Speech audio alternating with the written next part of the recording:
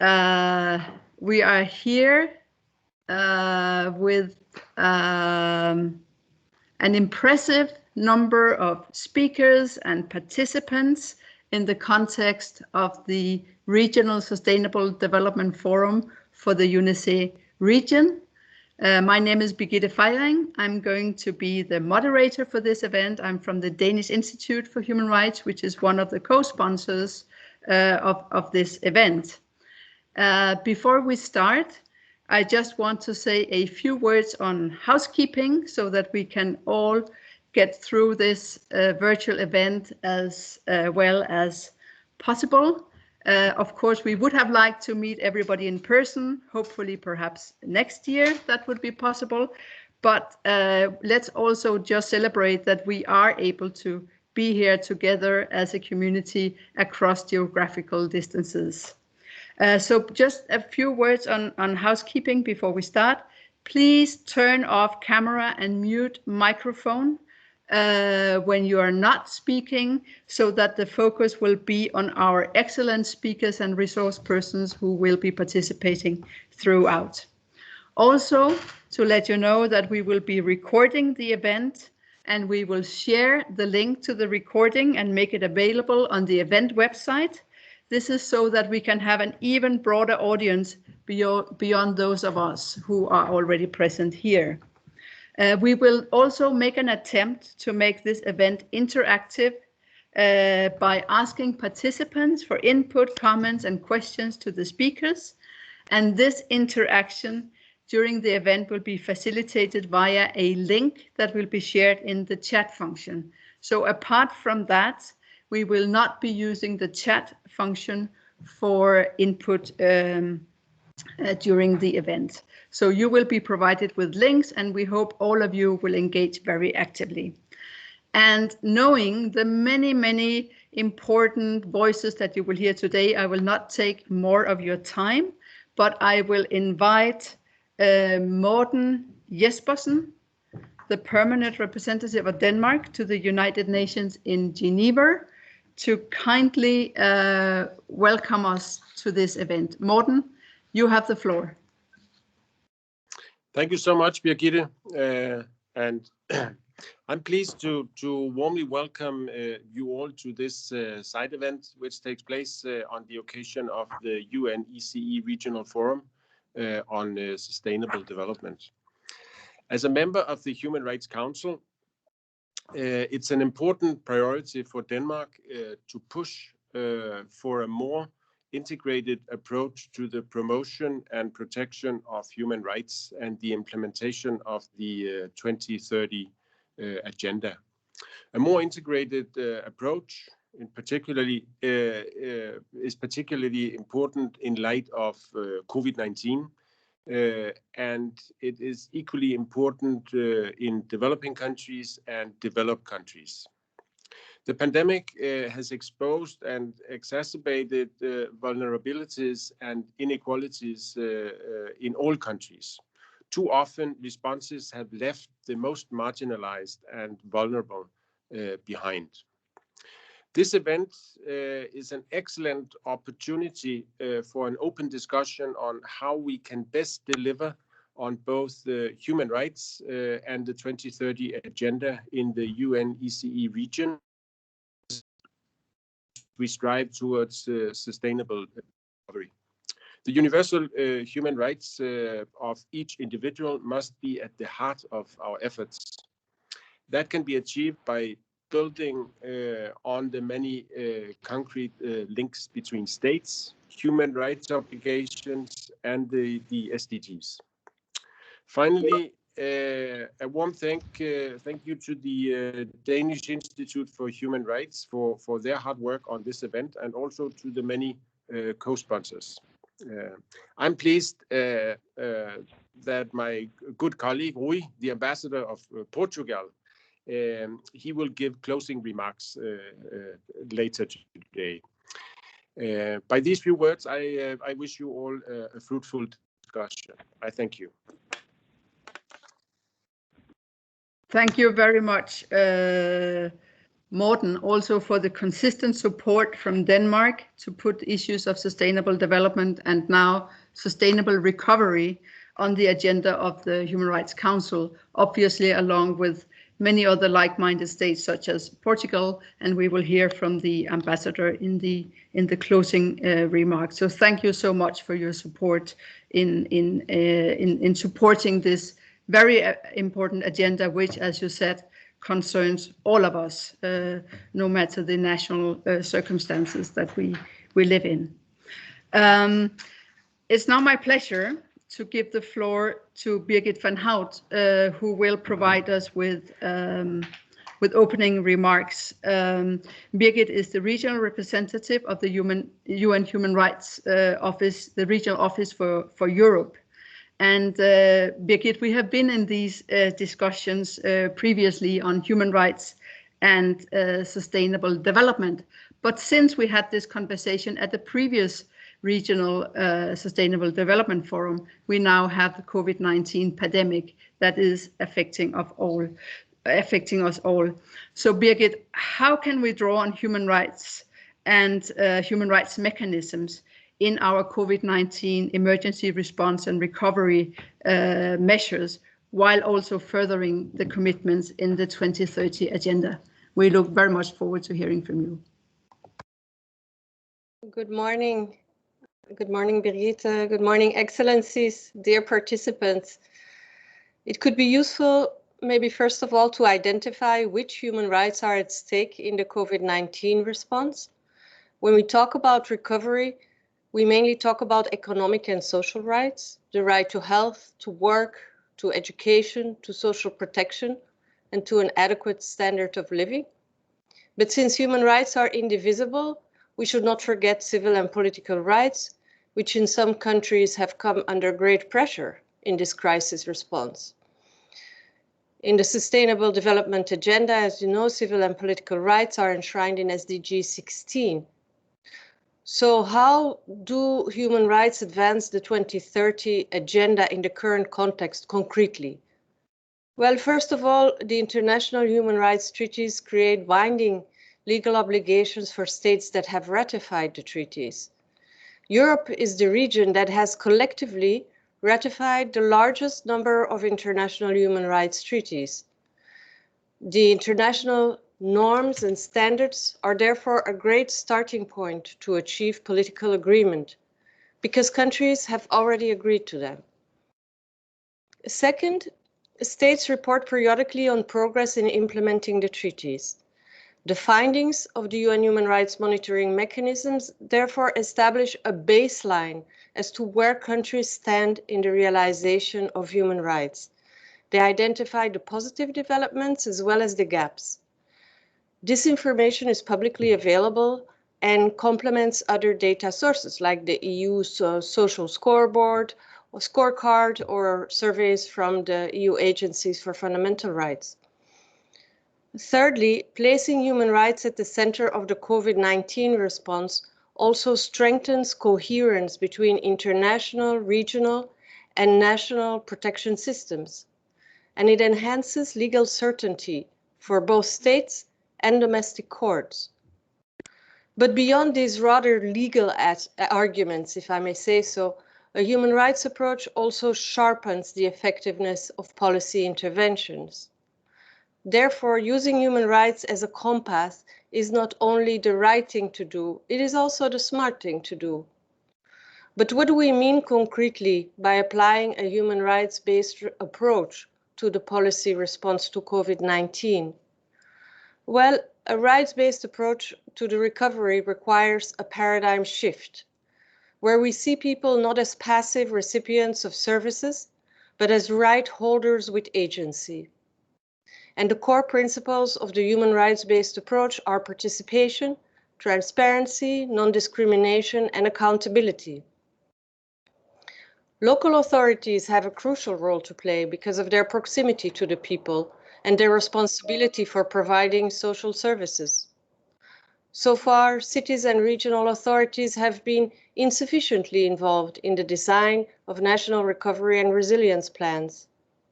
States should also involve and empower national human rights institutions by systematically bringing them on board to monitor and analyze the human rights impact of the recovery effort.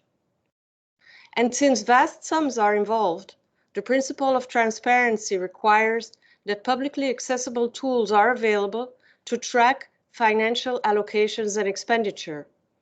Ex ante and ex post impact assessments of programs on the enjoyment of human rights should thus become routine procedures. In the recovery effort, special attention should further be paid to the principle of substantive equality. States should pay particular attention to those groups in society that are most left behind. While the findings of the international human rights mechanisms provide an indication as to who they are, it is important that states collect data on socioeconomic status, disaggregated by age, sex, race, ethnicity, national origin, disability, education, and property. True accountability calls for an evidence base. We need to be able to measure progress, identify gaps, and adjust accordingly.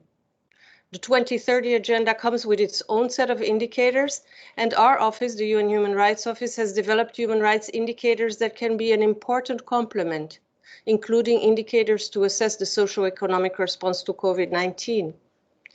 National statistical offices are an important partner for tracking progress, and we are pleased that systematic collaboration between these offices and national human rights institutions, with the support of our office, is increasing.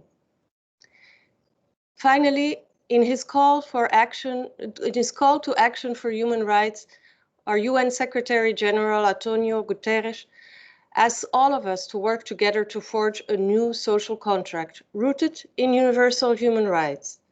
The call to action includes a series of recommendations for the UN family and for broader engagement of our office with a broad range of stakeholders. In this context, I would particularly like to highlight the work that is being done by our field presences in Moldova, Kosovo, Serbia, and Ukraine. And if possible, we will post links in the chat box. Thank you so much for the opportunity, and I look forward to a very interesting discussion. Over to you, Brigitte. Thank you so much, Birgit, for effectively setting the stage for our discussion today, and for reminding us that the pandemic did not change states' legal obligations to secure human rights, and also for pointing to how practically human rights and the human rights system can guide effective recovery, including building on the recommendations from the human rights system. And I also want to highlight that you talked about a paradigm shift. I mean, this perhaps is the silver lining of this tragedy. There is an opportunity now to actually be serious about the obligations and commitments that states have already made, and we can build on the human rights principles that you talked about of participation, transparency, non-discrimination, etc. And of course, coming from a national human rights institution, I'm thrilled to hear how you highlight the role of these institutions, but also the need to work perhaps with the not usual suspects, for example, the national statistical offices, who also has a very important role to play, and who we need to involve in the discussion about human rights. So thank you so much, Birgit, for setting the stage. I mean, there's no doubt that the Office of the High Commissioner for Human Rights is our main ally and partner, and it's always a pleasure to be working with you. We will now turn to our first panel, which will focus on how, more operationally perhaps, human rights and the 2030 Agenda can guide sustainable recovery in the UNECE region. And I am delighted that we have with us three distinguished panelists who will talk about the human rights dimension of the pandemic and recovery. I have to perhaps remind all of us that we have limited time, so I will kindly ask the speakers to be conscious about the 5 minutes time limit we have, because that will also give us opportunity at the end of the panel to have some questions and interactions with participants. So first of all, I'm really pleased that we have with us today Professor Olivier de Schutter, who is the United Nations Special Rapporteur on Extreme Poverty and Human Rights.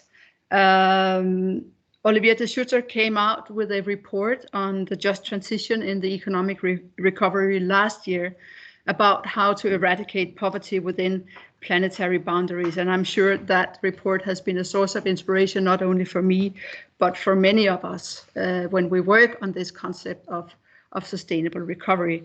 So Professor Olivier, what concrete actions can states in the UNECE region take to deliver on the 3 dimensions of sustainable development? I mean, the environmental, the social, and the economic dimensions that are inherent to the sustainable development concept. And how can governments contribute to sustainable recovery in a way that is actually aligned with that transformational vision of the 2030 agenda that perhaps Birgit also alluded to in the opening remarks? So over to you, please. Thank you very much indeed, Birgit, and many thanks to Ambassador Jespersen and to Birgit van Hout for their keynote remarks. I'm delighted to join this panel together with Massimo Toshi and Carol Rask, and I look forward to our discussion. Birgit, to answer your question, I think I would like to start by emphasizing how very important this crisis is in allowing us to take a step back and reflect upon our development pathways. This crisis has meant for Europe, on average, an 8% economic downturn, 8% reduction of GDP in comparison to 2019. And of course, the social impacts until now have been cushioned in part by massive amounts of state aid going to companies and, of course, by temporary employment schemes allowing to reduce the number of people who are, as a result, laid off following this crisis.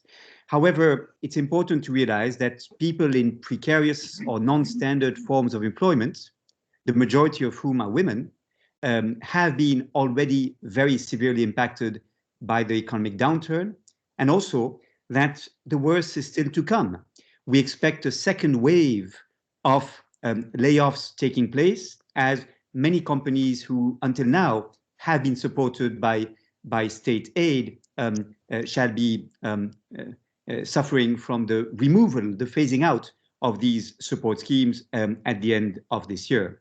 So I think we all realize as a result that we need to strengthen further the social resilience of European societies. And that message is one that governments are hearing. There has never in the past been such an appetite for looking into innovative solutions to protect people from destitution and social economic marginalization. However, there is, as we all know, another important emergency, which is the environmental crisis. And I think the complex equation for governments in the European region as elsewhere is to manage the two together, to eradicate poverty at the same time as they ensure that our ecological footprint decreases. Now, we can do this. And we can do this if we design economic recovery plans in a way that supports this transition.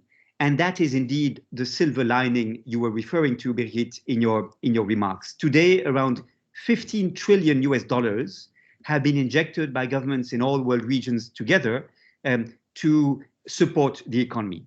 And we have a choice as to how this money can be spent.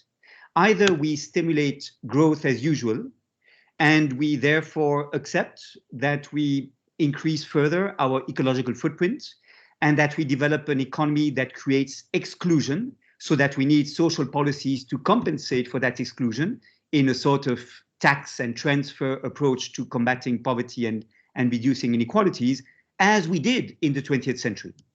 Or we decide to use this money to stimulate the development of sectors that are more inclusive, that create employment, that allow an inclusive and sustainable economy to develop, bringing the environmental and social inclusion challenges in the way we shape the economy, rather than as a sort of post hoc afterthought once growth has been achieved. Now, we can do this. And in the report you were kind enough to allude to, that I presented at the 75th session of the General Assembly in October, I outline some key measures that could be taken in this regard. And I will very quickly go through them, aware of the limited time we have. First, we are aware that we need to achieve a just ecological transition. And that is indeed what the Paris Agreement of 2015 states. States parties there pledged, and I quote, to take into account the imperatives of a just transition on the workforce and the creation of decent work and quality jobs in accordance with nationally defined development priorities. And in the EU, for example, we have a just transition mechanism and a modernization fund that seeks to allow the regions most affected, the sectors most affected by the ecological transition to protect jobs by skills development programs, by public employment programs, by payment of ecosystem services in particular. But that will not be enough. We also need to focus our efforts on measures that in areas such as energy, agri-food, or mobility can do three things at the same time. Create employment for people with low levels of qualification, reduce the ecological footprint, the use of resources and the waste we produce, and thirdly, provide access to goods and services essential for a decent life to low-income families. And we can do this. These are the triple dividend measures that are outlined in this report. The switch to renewable energies is one example. This can create important employment opportunities at the same time that it reduces our ecological footprint and allows families to benefit from affordable energy. In the field of agri-food, we can, of course, invest in sustainable agricultural production, creating employment at the same time that we make access to adequate diets more affordable for low-income families, and that we reduce the environmental impact from conventional agriculture. In the field of mobility, investing in public transport makes it possible for low-income families to travel from place to place without needing an individual car. We reduce pollution, and of course, we create jobs because infrastructures shall be required to strengthen the supply of public transportation possibilities. And then finally, and I close with this, reducing inequalities is absolutely vital if we want to manage this delicate equation between poverty eradication on the one hand and reducing our ecological footprints. And there are three reasons for this. First, economic growth, if it is not equally spread and if it does not benefit the lowest quintiles of the population first, shall have to be increased further to reduce poverty. And so the equation is made much more difficult to achieve if we tolerate the growth of inequalities that we've seen growing over the past 40 years in all world regions and to a large extent also in Europe. So it's absolutely vital that we ensure that inequalities are reduced so that growth is truly inclusive and so that we do not have to force growth, squeezing the Earth's resources and the ability for ecosystems to process our waste in the name of reducing poverty. In that sense, we can say that Sustainable Development Goal number 10 on the reduction of inequalities is the bridge between Sustainable Development Goal number 1 on eradication of poverty and SDGs 12 and 13 on responsible consumption and production and climate action. Secondly, it's important to realize that in unequal societies, the resources are misused or ill-spent. They go to those who have the purchasing power that allow them to command control of those resources, but not to satisfy the needs of people in poverty.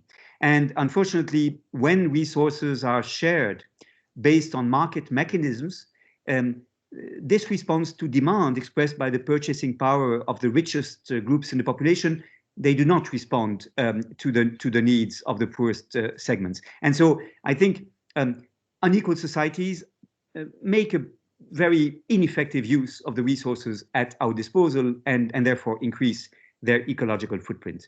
And finally, let me close by saying that in equal societies, such as the Finnish or the Danish societies that are remarkable in this regard, there is much less pressure to consume for competing for status. Conspicuous consumption, consumption in order to rank on the social ladder is much less frequent in more equal societies. So for this reason also, we need to make the fight against inequalities a key part of the recovery plans that are now being adopted across Europe. Many thanks, and I look forward to our exchanges. Thank you so much, Olivier, for really putting words and structure to this very complex equation that we have in front of us of working across the 3 dimensions of sustainable development based on human rights. And I would be very curious in the discussion afterwards, perhaps if you have any examples of states within the UNECE region actually, taking this opportunity to work on triple dividend measures. But now I want to pass the word to Massimo Toshi, who is the International Relations Officer and SDGs Coordinator of the European Union Agency for Fundamental Rights, the agency also known as FRA among friends. And FRA has been documenting the impacts of the pandemic on human rights and on vulnerable groups within the EU during the pandemic. And also you have been collecting disaggregated data to actually help identify the groups that are left behind. So Massimo, can you provide examples of the impact of the pandemic on human rights and on specific groups that are pushed further behind? And perhaps if you also have some key recommendations for states in the region when they are developing their COVID-19 response and recovery programs. Over to you, Massimo. Thank you very much. First of all, let me tell you and all the participants that the trend that certain groups are pushed further behind is not a result just of the pandemic, but this was also the case before the pandemic. The high-level political forum in 2019 in the main outcomes was indicating that those groups left behind are pushed further behind. And the second point I would like to make is that let's be clear, we are not only talking about the south of the world, we are talking also about the European Union, where there are specific groups that are left behind. My first message is exactly about how to identify those groups left behind. As you correctly pointed out in your introduction, we need disaggregated data. Disaggregated data are key, providing evidence to the policymakers. Let me give you a concrete example. Often the groups left behind are invisible. We have been looking at some statistics at poverty, and if we look at children or other categories, in general, there was a positive trend. But then if we look at the disaggregated data, like Roma children or children from immigrant groups, they were at a higher risk of left behind. Let me give a further concrete example. When we are talking about children left behind, if we look at Roma children, SDG 10, inequality, discrimination, they are left behind. But if we are talking about a female Roma child, it's even further left behind. If we are talking about a female Roma child with disability, it's further pushed behind. So this is to make it clear that policymakers need disaggregated data in order to develop policies that are addressing those groups left behind. As you mentioned, the FRA developed specific studies of the impact of the pandemic on human rights and fundamental and specifically on vulnerable groups. I published the link on the chat, and there are certain groups that are coming out that were especially left behind. And we often mention these, but we don't say who they are. So if you allow me, I will put in the chat the list of those groups left behind. And the FRA will come up in June with a specific paper in our fundamental rights report, the annual report, that will have a specific chapter indicating the impact of the pandemic on vulnerable groups. And a second point I would like to make is about inequality, but Olivier already mentioned the importance to work on inequality, and so I will not say more words about it. A third point is about human rights-based approach in the importance of human rights-based approach in the policy making. And it was very reassuring to see how the most recent EU Council conclusion on that highlighted and emphasized the importance to have a human rights-based recovery.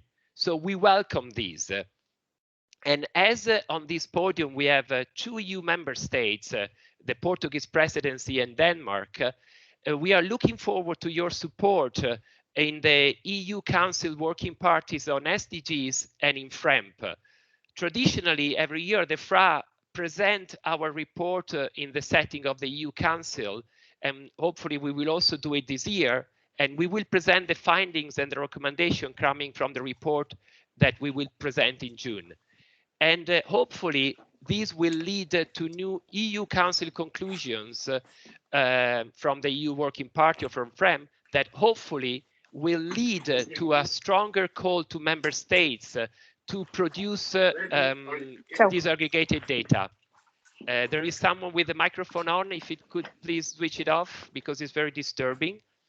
And I would like to conclude that even if I will not explain in more details, but I would like to emphasize the importance in SDG 17 partnership of the support and the role that local and regional authorities can play. And here we have been working together with the Office of the High Commissioner for Human Rights, and we need to ensure that their involvement is more and more in at the national level. Second, the National Human Rights Institutes, and Carol will talk about it in a second. And third, civil society. The FRA has produced a specific report recently on the impact of the pandemic on civil society, and we believe they play a very important role, especially being close in the front line for those groups that are at the risk of being pushed further behind. Thank you very much. Thank you so much, Massimo. I'm not trying to recap everything you said, but just, you know, some of the highlights that really stuck with me is, you know, that we should not get back on track on SDG implementation. We were not on track. In spite of the pledge of leaving no one behind, we actually saw inequalities increasing across the globe and also within the UNECE region, and also pointing to the intersectionality, how different forms of exclusion and marginalization intersects to increase vulnerabilities, including in the context of the pandemic, and then you highlight the importance of data, disaggregated data, and making visible those factors. And I would perhaps be interested in the discussion if you could also see, you know, how do we move then from data to action? Because, you know, the patterns of discrimination and marginalization, they are being exacerbated, but they are not new. So how can we actually make sure that states also respond to the knowledge base that we already have in terms of these patterns? But first of all, I now want to turn to my own colleague, Carol Rask, who is the strategic advisor at the Danish Institute for Human Rights. And here at the Institute, we have been working with a number of partners to develop tools for actually developing such response and recovery plans that build on both human rights and on the 2030 agenda and the SDGs. So I'm now turning to you, Carol. What are the links between the 2030 agenda and human rights in a sustainable recovery context? And how can these two frameworks, in fact, be a blueprint in different contexts? So over to you, Carol. Thank you very much, Birgitte. And morning, participants and fellow speakers and colleagues. As we've heard from several speakers, the pandemic has negatively impacted the enjoyment of a range of human rights and freedoms. It has in many ways acted as a magnifying glass, as we've also heard, exposing patterns of inequality. But as Birgitte asked, how are these human rights and freedoms concretely linked to the political commitments of the 2030 Agenda for Sustainable Development? So next slide, please. So I will, with this, build on the very interesting presentation of Birgit van Hout and try and show here some very specific ways in which the two agenda link. So together with a number of partners, as Birgitte has mentioned, including many of you that are with us today, the Institute has been exploring what a sustainable recovery built on these two mutually supportive frameworks could actually look like.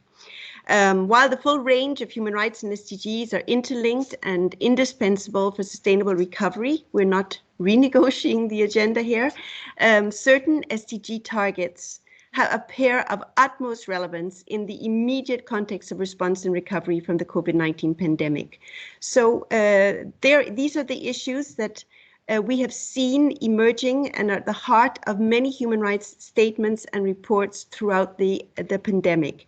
So what you see on the screen here are some of these targets that we have identified. And as you can see, the targets cover all three dimensions of sustainable development, both the social, the economic, and the environmental aspects, calling on states to pursue policy coherence, as we heard also from Birgit in her opening remarks, and also how to ensure policy coherence across these three domains, as we heard very eloquently explained by Olivier. As you can see, they relate to economic, social, and cultural rights, such as the right to health and the right to social security. However, respect for civil, political rights and fundamental freedoms, as you can see at the bottom, are also equally important in COVID-19 response and recovery. And this is because if we wish to really foster trust, people must know the basis for the decisions and measures and must have the chance to participate and influence decision making. So sustainable recovery must also reverse the trend, as Birgit has also pointed out at the beginning, of the shrinking space for civil society and human rights defenders. And we must build not back, but forward and enabling in this regard.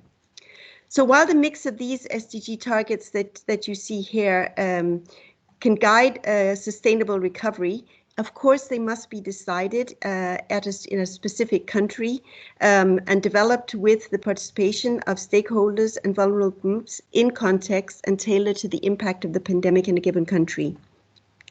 But with these targets, possibly also adapted to regional specificities, we hope that this can offer an important starting point. So next slide, please. So the next issue I'd like to address is the how. In what ways can human rights actually guide efforts to realize these SDG goals? As everyone has, many people have referred to before, the 2030 Agenda is grounded in the Universal Declaration of Human Rights and international human rights treaties. And these specific human rights underpinning SDG targets and goals provide us with very concrete tools and guidance for designing effective and transformative policies in our sustainable recovery efforts. So let's just take a look now at one example that I have on the screen here, SDG 3, and specifically its target SDG 3.8, which is about achieving universal health coverage, including financial risk protection, access to quality essential healthcare services. Now here you can see below that this target is grounded in at least two specific human rights. So the right to the enjoyment of the highest attainable standard of physical and mental health and the right to social security. You can also see the links to the related treaty provisions, which stipulate state obligations that should guide efforts under this target. However, human rights and human rights mechanisms, of course, provide more than this. The human rights monitoring mechanisms have provided states with over 2,680 recommendations on how they can address human rights gaps in relation to this target. They have already issued detailed guidance in the form of general comments, as you can see here, and substantive statements that interpret and unpack these obligations. So moving again to very concrete guidance. And of course, our special rapporteur, Olivia de Schuter's reports are a tremendous input as well in this regard. Next slide, please. So now I would like to turn to the UNECE region. In the period 2006 to 2020, states in the UNECE region have received thousands of recommendations from human rights monitoring mechanisms.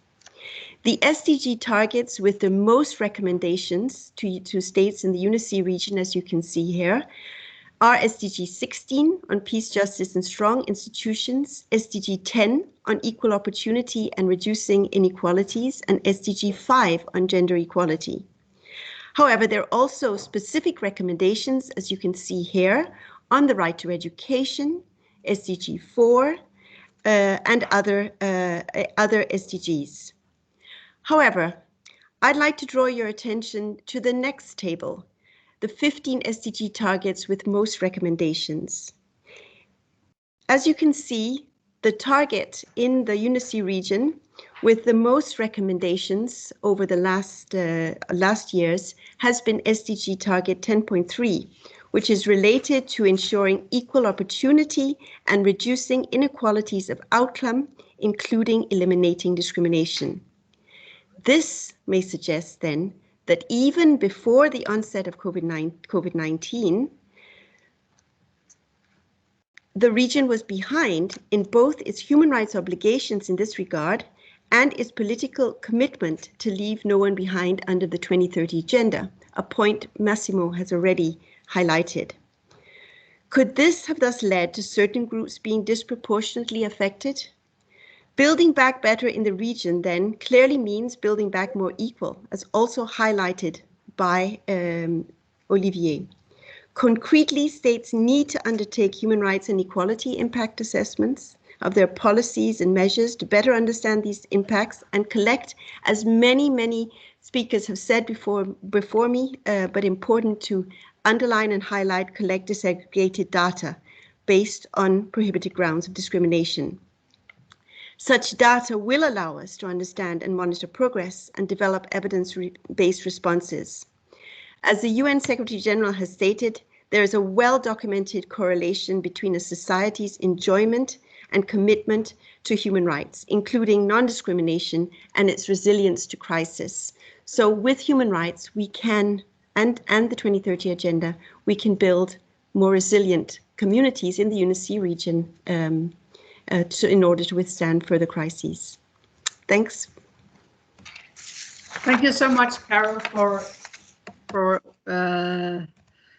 laying out the how and how we can build on the combined framework of human rights and SDGs. I think the importance of SDG 10, 16, 17 on partnerships and on data has already come out very strongly, but also the importance and the potential of human rights mechanisms to inform our crisis responses and recovery efforts and the need to build back more equally in the UNECE region.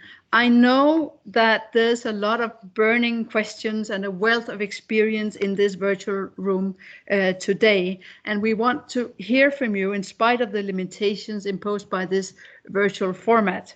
So if technology is with us, my colleague Sophie is now going to share a link through which you will be able to upload your questions to the panelists or any comment or experience that you would want to share.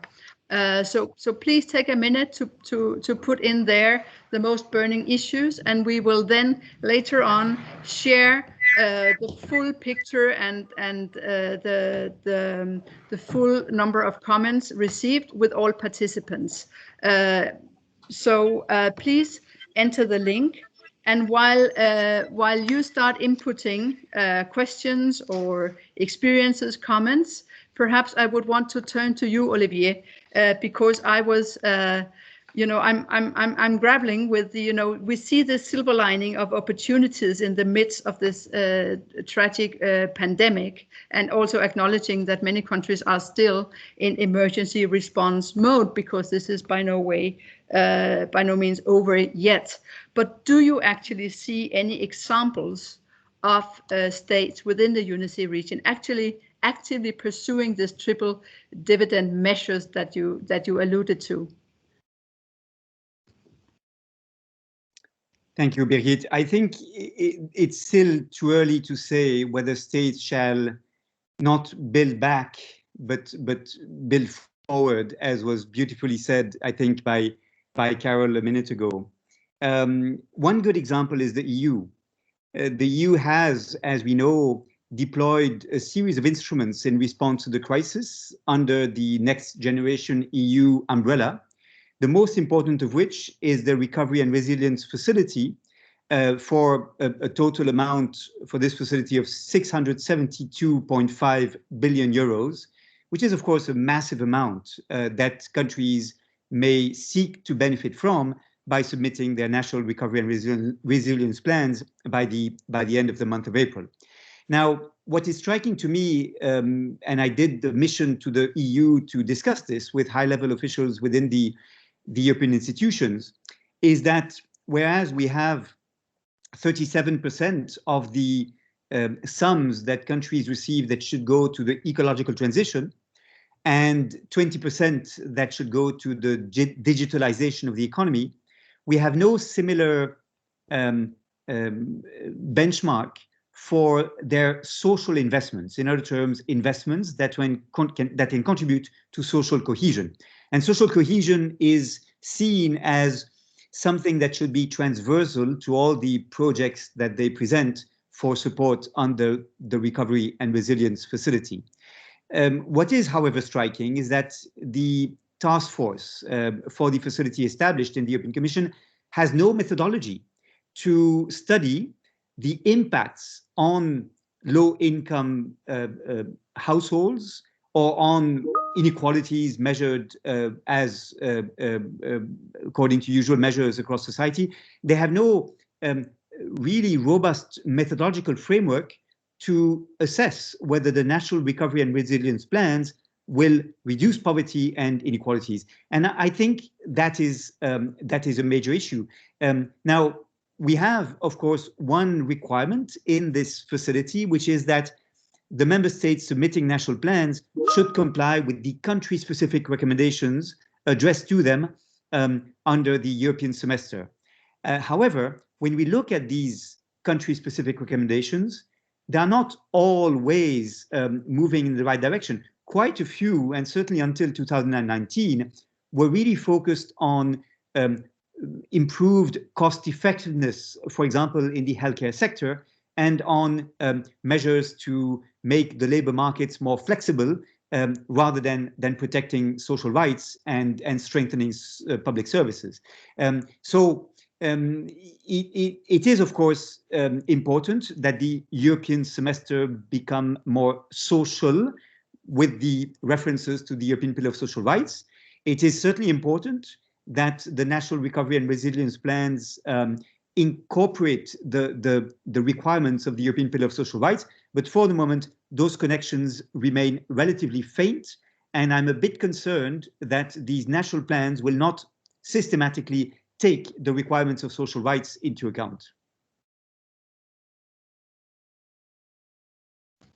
Thank you so much, Olivier, and I think it's quite amazing to hear that there is no robust methodology for actually assessing if states are living up to both their obligations, but also their commitments. So perhaps something for us to really look into at a very technical level. How can we then work to actually equip states with the necessary tools and methodologies for undertaking that kind of impact assessment that is absolutely necessary to guide guide the measures implemented and developed. We have received a few questions from the participants, and I'm just going to read it aloud. One is on the data gaps. So how do we overcome this challenge of data gaps, especially on certain marginalized populations? How do we deal with lack of capacity and tools within national statistical offices to gather data to show what the actual situation on the ground looks like?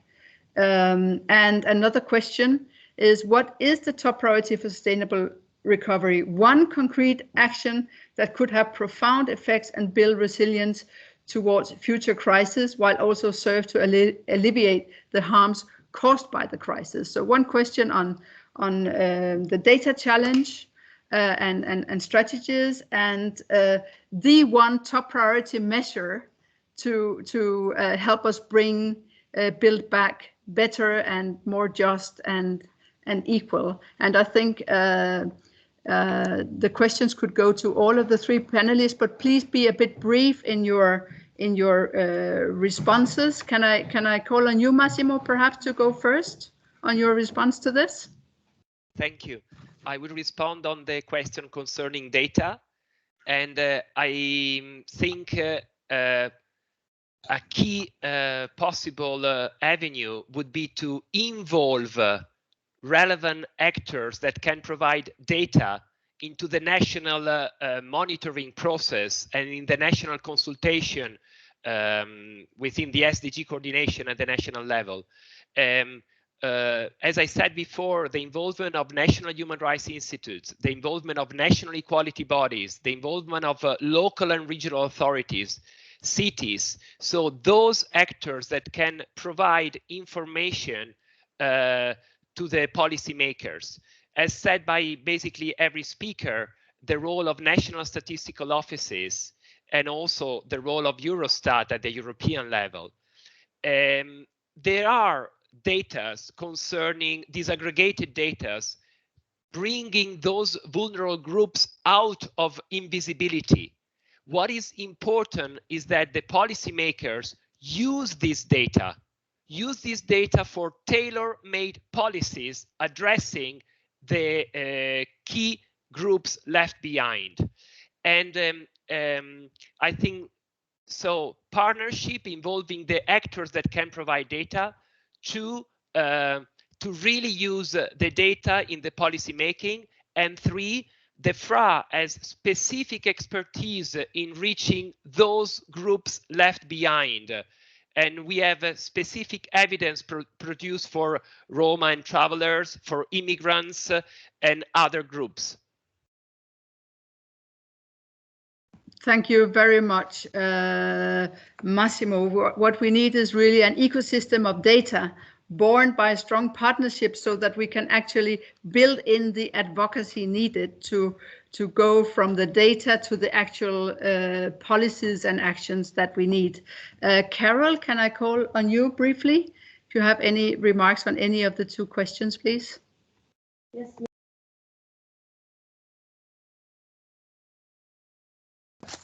Maybe a remark about what is a priority. I seem to be, can you hear me now? Yes. With regard to what is a priority, I think a priority for me is that we look at all the information in the UN human rights system when we are designing our policies. There are a lot of recommendations that have already, as I shared in my presentation, a lot of recommendations to states around issues of inequality that they can look at in terms of designing new policy measures. And there's also really concrete guidance from the system, also new guidance that has come out from the Office of the High Commissioner around COVID-19 that we really need to look at when we are designing our policies now in the future. And then I have to say that for the region, I think also the issues of inequality keep on coming back and the need for disaggregated data, as Massimo also explained before. Thank you very much, Carol. So I hear a consistent message across the panelists on, we need to build on what is there. We need to use the mechanisms, the institutions, and the information that we already have to address inequalities. Perhaps, Olivier, in order to close this panel, I'm going to give you the final word. What is your top priority, the one thing that states must do in this context? Thank you. Difficult question, naturally. I would simply like to draw the attention to the fact that the European Commission a few days ago presented its action plan for the implementation of the European Pillar of Social Rights. Quite a few of us, including the Office of the High Commissioner for Human Rights, regional office in Europe, led by Birgit van Hout, provided input in this discussion. And there are many good things, but one item that seems to me a priority is perhaps not really responding to the expectations, and that is ensuring that all states in the EU have minimum income schemes that protect people effectively from poverty and provide the basic income security that allows them to lead a decent life.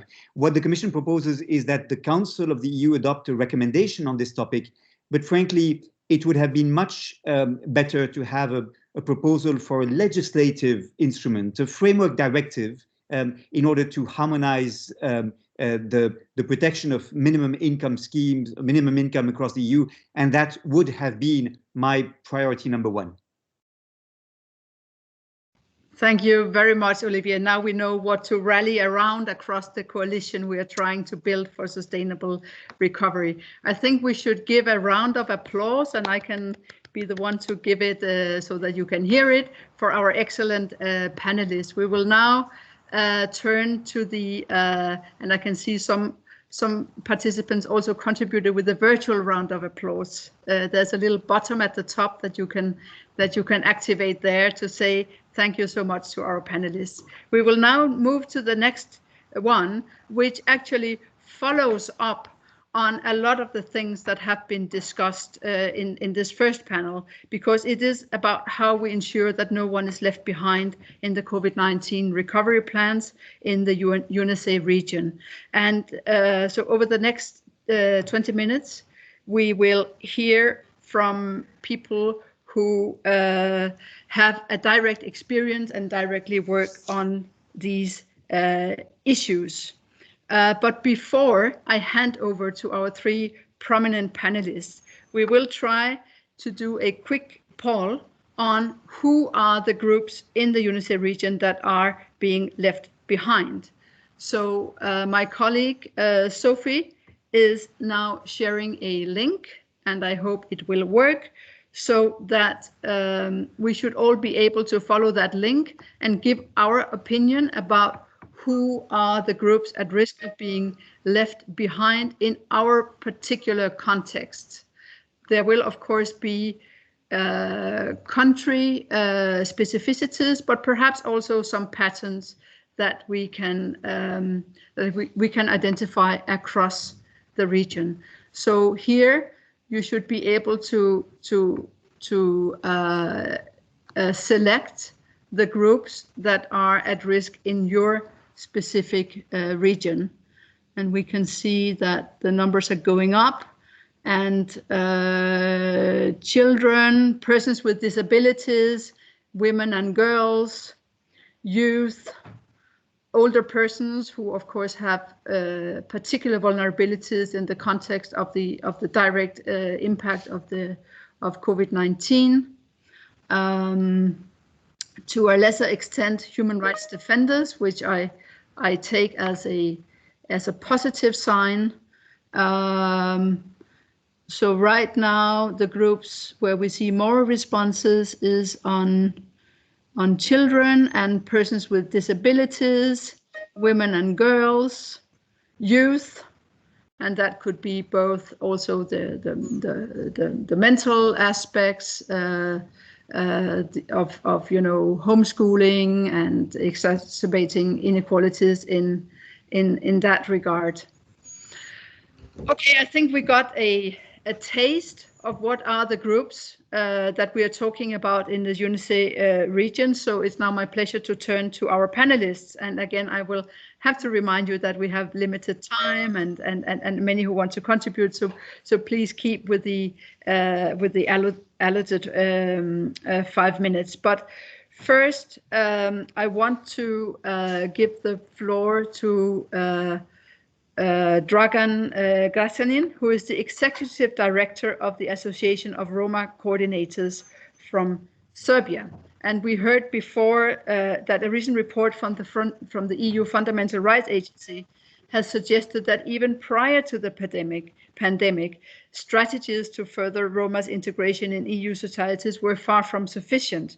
And many of the emergency measures issued by member states to address the pandemic, for example, hand washing with warm water or social distancing, is next to impossible for the Roma community, as 30% of Romas live in households with no tap water or in overcrowded conditions.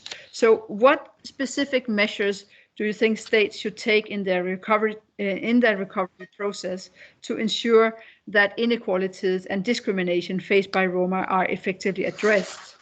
And can you provide some concrete examples of measures and partnerships that have been successful and can serve as an inspiration? So over to you, Dragan, please. Thank you, Brigitte. Greetings, everyone. It's a great pleasure for me to attend this conference. I would like to thank you all, the organizer, for inviting me to this important event. In terms of your questions, let me start by focusing on what is the first step regarding the recovery measures should be, and that is beyond any doubt. If you see the chart before my speaking, it is important. First thing, it is important to recognition of Roma as a group at serious risk of COVID-19. Also, it's adoption of a Roma targeted measure considering their very specific position. The Roma are in this position not only because of coronavirus, but serious violation of our human rights, particularly the rights to adequate housing and widespread discrimination, socioeconomic marginalization, and social exclusion. These risks have become more increased with the coronavirus arrival, particularly affecting the poorest among the Roma community, those without sustainable income or access to essential service for basic living needs, such as safe drinking water, sanitation, electricity, protective equipment, possibilities for social distancing. In this regard, it is of great importance to continuously inform the delivery of urgent aid, as well as the provision of safe water, access to sanitation and electricity, and to include Roma community into coordination and implementation of this activity at both national and the local level. Finally, the states should adopt the effectively implemented the strategy policies that contribute to the improvement of the position of Roma in Serbia. That include, among the others, active participation at all levels and adequate budgetary fundings. So, active participation in the creation of the recovery policies and their effective implementation using appropriate financial resources are systematic and sustainable measures that may reduce inequality and discrimination against Roma. In terms of examples of positive practices and previously mentioned data challenges, I would like to mention of mapping of substandards Roma settlements according to risk and access to rights in the Republic of Serbia. This assessment was jointly initiated by the OHCHR in Serbia, Social Inclusion Team in the Serbian government, and Association of Coordinators for Roma Issues. It was conducted in the close cooperation between these central partners and 94 local mechanisms for Roma inclusion, as well as numerous of CSOs, Roma activists, and the communities. In this joint work, data for 702 Roma substandard settlements across the Serbia, with over 168,000 people, it's collected. These assessment results actually indicate to a serious human rights violation, particularly of the rights of adequate standard of living, adequate housing, and the rights to health. So, almost 33,000 people living in these settlements have no access to safe drinking water. Over the 93,000 of them are without access to sanitation, and over the 24,000 people have no access to electricity, and over the 90% of Roma work in informal economy. These data are extremely important for the Roma community, but also important for the state and other stakeholders. They are going to serve as a good starting point for updating database of Roma substandard settlements, then planning a recovery measure. And I would like to highlight this, preventing the future risk of the most vulnerable members of the Roma population. This data collection is also important for the advocacy and monitoring of the UN Human Rights Mechanisms recommendation implementation, as well as the 2030 agenda. And finally, this data could be of great importance for the new census. Thank you very much for the opportunity to share with you, and I am willing to participate in the possible discussion. Thank you. Thank you so much, Dragan, for a very inspiring presentation where I think you highlight the need for targeted measures and also what Birgit van Hout and others spoke about, the need for following a human rights-based approach, including with the active participation of the affected communities, including in data collection. So this, I think, is an example of this is not only the right, but also the smart approach to take. But of course, it has to be followed up then by states with the adequate budget allocations, etc., to address the issues that are being unveiled through these approaches. One of the key aspects in addressing inequalities and discrimination is, of course, as we have discussed, knowing who have unequal access and who are being discriminated against. And only with this information can we then develop the right measures. We have already alluded to the role of national human rights institutions in HRIs, because they often have information about those whose rights are not being met, and that could be in the form of reports, recommendations, or complaints received by these institutions that gives a picture of what the reality is. And of course, not only the central authorities, but also the local ones play an important role in this process. So it's now my pleasure to turn to Irinda Balancia, who is the People's Advocate of Albania, and also here representing the European Network of National Human Rights Institutions, ENRI. Please, Irinda, how can national human rights institutions work with both national and local authorities to ensure that sustainable recovery measures are actually based on a solid knowledge base about the situation of those who are being left behind? And do you have any concrete examples from the Albanian People's Advocate on how you can guide a sustainable recovery in Albania? Over to you, please. Thank you very much, Bridget, for the very interesting actual discussions that are already until now have been developed. And I think that listening over and over to from the panelists, I understand how important our role is. It is important because we are there as national human rights institutions, just in the right spot to make sure that we receive the complaints and we receive the willing and the feeling of the people, and that we turn this to the governments in order to prepare the strategies and to prepare directly the interventions that they need. How can we do that? First of all, when this pandemic arrived, we didn't really recognize our role and our importance as such. We didn't know ourselves, to say the truth, what to do, because from one day to another, we were forced to leave our offices and our a way of being or operating. So we have to reinvent ourselves, and we had to switch into totally a new environment of working. In this way, one of the first things that we understood is that all the services in the municipality level and in the government need to be automized and need to be friendly even to these other ways of accessing technology and accessing how their services should be provided. So we have issued several recommendations in this regard, that the public administration offices should automize and should change their way of exercising their functions, because they need to know or to be accessed from people even in this format.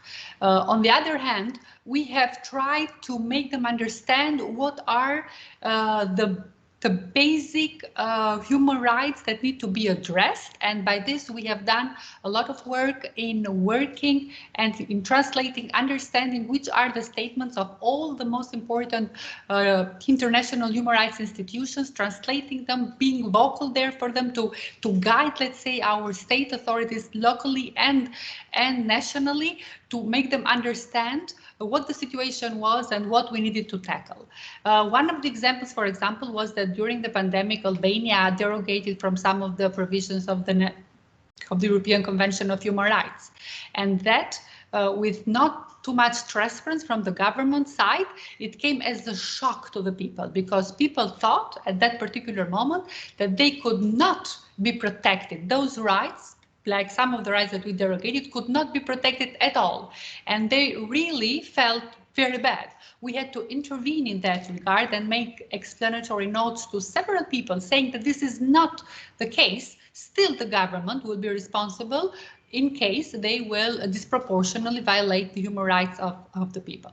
This was one example where we really played a very important role. Another example that I would like to mention now in the recovery part is the fact that we noticed Albania actually, and I'm very happy that we have in a way or another identified the same problem as the UN rapporteur has on the minimum living wage or the minimum income. We identified that Albania doesn't have yet recognized by law a living minimum income, and everything, all the other policies that have been developed with that respect are derived from this fact. We have issued earlier a report on this, and we have sent to the government this report and to the parliament. There have been some steps, but still until now there has not been approved minimum living allowance in Albania or minimum living standard in Albania. So we are doing another report on that with the help of UN, a report that will be presented to the government shortly within the next month. And I believe that there we are going to have a concrete example that how we are going to make this more sustainable for people, because we need to have a starting point, and I'm very happy that this is in the same line with the European Commission recommendation for the countries, and this is a very good example to show that we need to have the support of a common and a joint approach. As you mentioned, I'm here as a board member of European Network of Human Rights Institution, and I would very much would like to say and to emphasize the fact that we as human rights institutions need help, and only by working together and joining forces and coming to common approaches, we are going to have to address these issues in a better way, in a more informed way, and with more data and with more references in order to be those significant or reference points that actually the National Human Rights the International Human Rights Instruments recognize us to be. And I'm putting an end here. I have 5 minutes. I had my 5 minutes. Thank you so much, Irinda, and I would love to hear more about your concrete experiences, but thank you for keeping with time.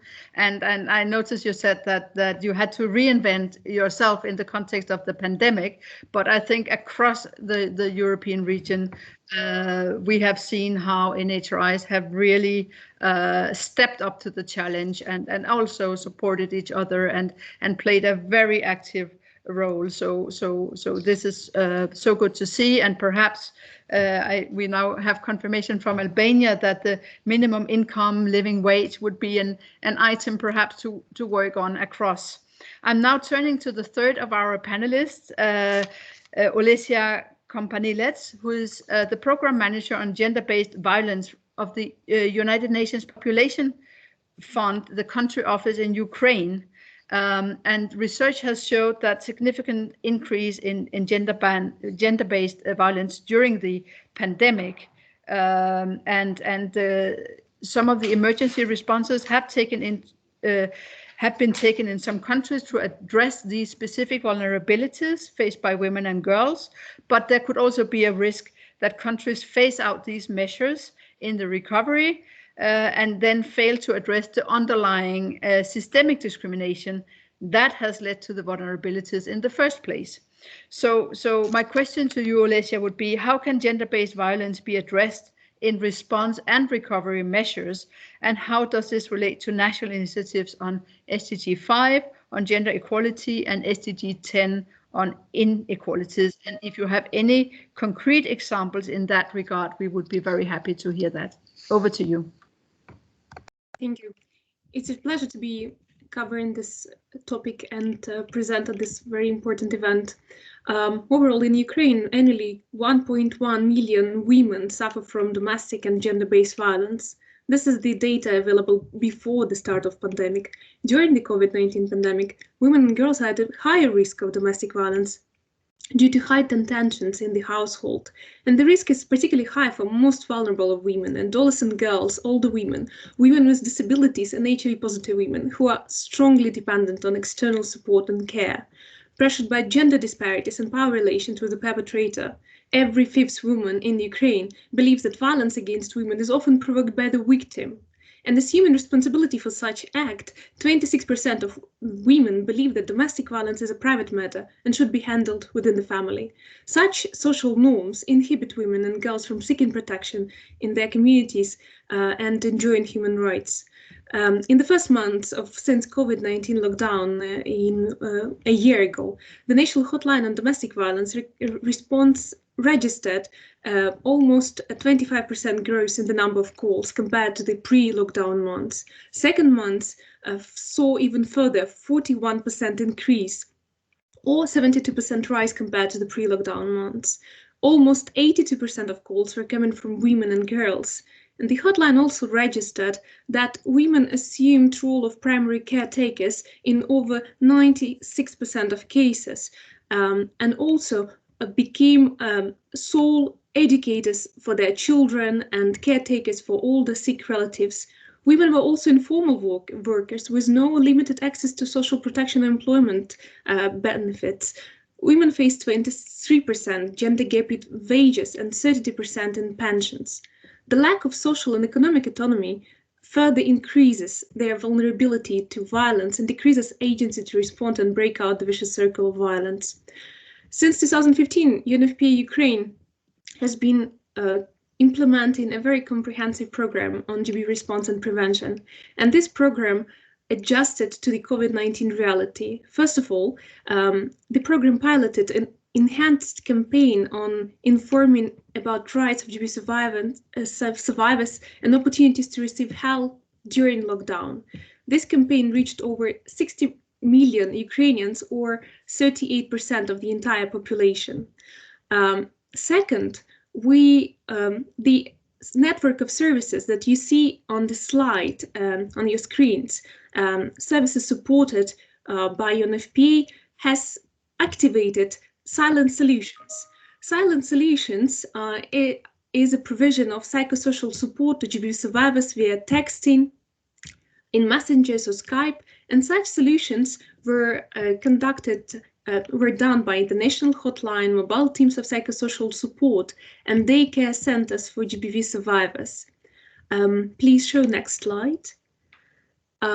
We recorded that the women and girls resorted to such silent solutions in over 20% of cases overall, both the hotline and the services available delivered through mobile teams of psychosocial support. The third solution that we tried. It piloted online women career hub for GBV survivors and women at risk.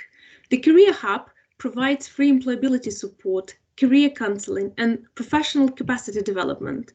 And since November 2020, when the hub started to operate, more than 420 women already received employability guidance, and also over 180 women are undergoing currently hub career support program that includes individual needs assessment, talent mapping, assistance with preparing job applications, coaching for job interviews, and also a rigorous program on professional development.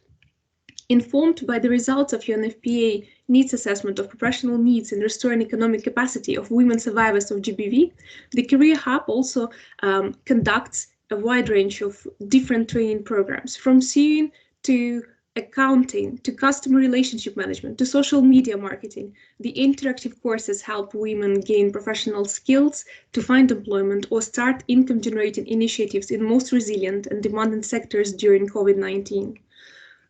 As a conclusion, we see that in addressing needs and meeting rights, human rights of women and girls, it is essential to apply a systemic approach to tackling the negative impacts of COVID and addressing the very root causes of underneath vulnerabilities of women and girls, both during the COVID-19 and after after it's finished. Thank you. Thank you so much for these very interesting points. And unfortunately, we are running a little bit out of time. However, my colleague Sophie is now going to share a link in the chat where you can upload your comments or questions or perhaps also key takeaways that we will then share with all participants after this event. I don't know if we will have time for any questions at this point, but I know that we already have somebody among the audience who wanted to briefly take the floor. So can I please call on Benedikt Hosek from the UNDP, who is the manager of a joint program on gender equality of the UNDP in Georgia. Please, Benedikt, you have the floor for a couple of minutes. Thank you very much, Birgitta. Thank you for the opportunity to address everybody, and very interesting discussion and presentations taking place. I have just one very quick point to wrap up, to bounce off of the points that are already been mentioned by the last panel. The experience from Georgia has been that we have really recognized during the pandemic the value of investing in human rights institutions during the times of peace and quiet, you could say. UNDP has been working for a very extended period of time to try to strengthen the local institutions. For example, the National Human Rights Council and the Institute of the Prime Minister's Advisor for Human Rights and Gender Equality. But it was really during the pandemic where we saw how important these institutions are, as we had basically done the preparation work together with our national partners to identify the groups that are most likely to fall behind during times of crisis, such as in an assessment report published in October 2019, just a few months before the pandemic started, basically outlining the main points of contention. And so once we got to the crisis situation here in Georgia in 2020, it was a much easier exercise to draw attention to the important groups and to mobilize the international community and the local partners. And hence we were able to start a series of intervention programs in support of the LGBTQI community, persons with disabilities, internally displaced persons, etc. So it's something that also Dragan mentioned during his presentation, how the cooperation with the national institutions was, I guess, key. I just wanted to highlight this point. So while no one can say that we were fully prepared for the crisis here in Georgia, at least I think we were aware of where to look for the problems and perhaps how to start the conversation of how to address it. And to highlight this, during basically the peak of the crisis, the Prime Minister of Georgia even called the Human Rights Council to gather and to discuss in an open forum where the government support is perhaps lagging behind and how to address these priorities. So thanks for the very interesting discussion, and I'm glad that we see also some responses to the key human rights issues across the region. Thank you very much, Benedict. And I'm afraid we will not have time to go back to our panelists, but just to thank you so much for the inspiration, and perhaps participants can join me in the both virtual and physical round of applause to you. Thank you so much for your insights and inspiration. I will not try to summarize this very rich debate so far, and we will be sharing some of the key takeaways and input in our communication with you afterwards. But just some of the things that really stuck out for me was the need for a paradigm shift. We are not going back on track. We have to build back forward in a more just and equal way. We have to focus on all human rights in recovery. We have to take into account the full range of SDGs, but of course, some are more immediately important than others, as also, I think, reflected in the discussions.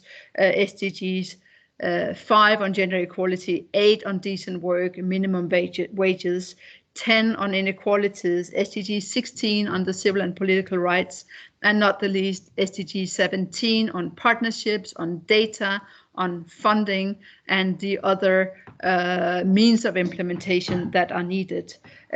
So these basically across the 3 dimensions of sustainable development. And then we need the tools and approaches. We need the data disaggregation tools. We need the methodologies for impact assessment, etc., etc. And I think in that we have to make use of the entire human rights system, including the standards, but also the infrastructure that we have, the institutions that are reinventing themselves, but also showing their resilience and adaptability in the system. And I'm particularly encouraged to see, both the role of NHRIs in this context, but also the wealth of information and resources that have come out of the international human rights system in the forms of guidance, analysis, and recommendations that we can build on. So there's so much to work on, but now the time has come where we have to say goodbye for now.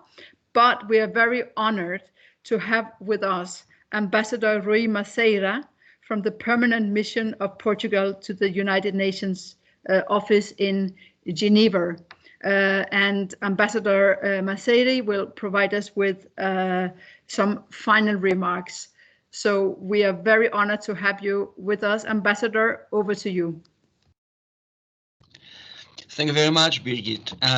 It gives me great pleasure to deliver some final remarks on this side event. And also on a personal note, very happy to be with you since my previous post was Copenhagen, and I can see the Danish Institute again. I think that this has been a very fruitful discussion, highlighting very immediate concerns on how to promote, protect, and realize human rights whilst responding to the pandemic.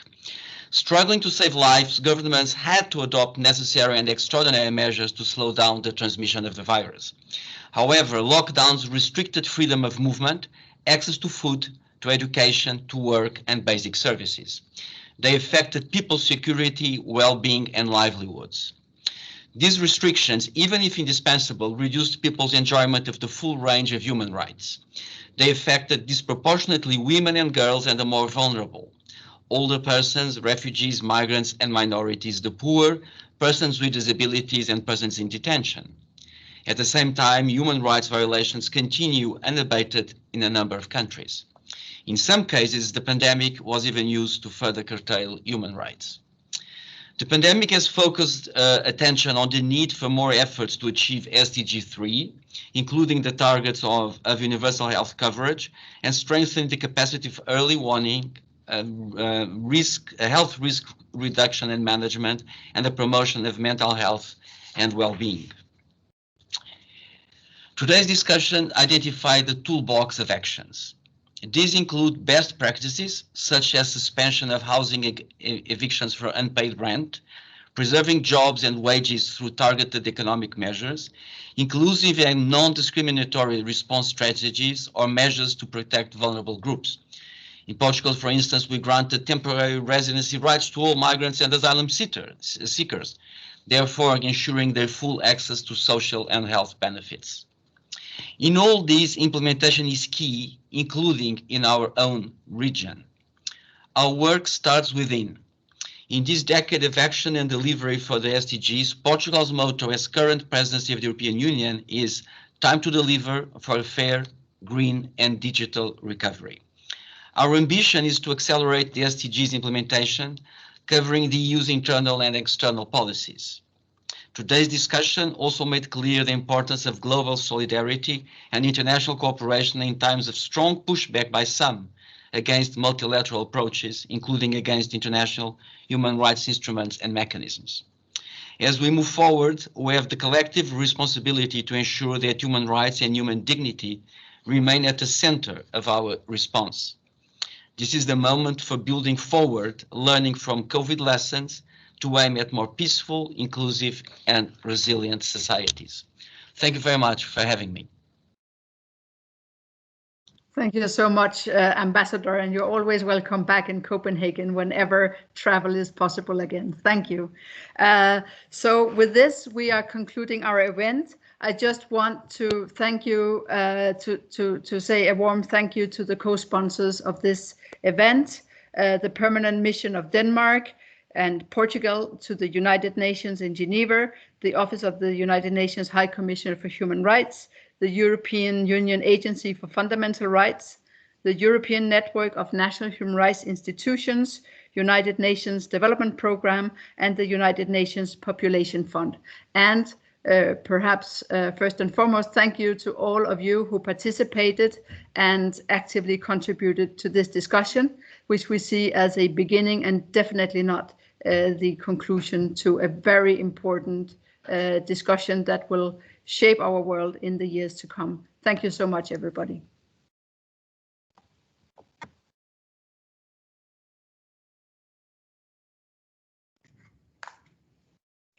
Thank you. Bye.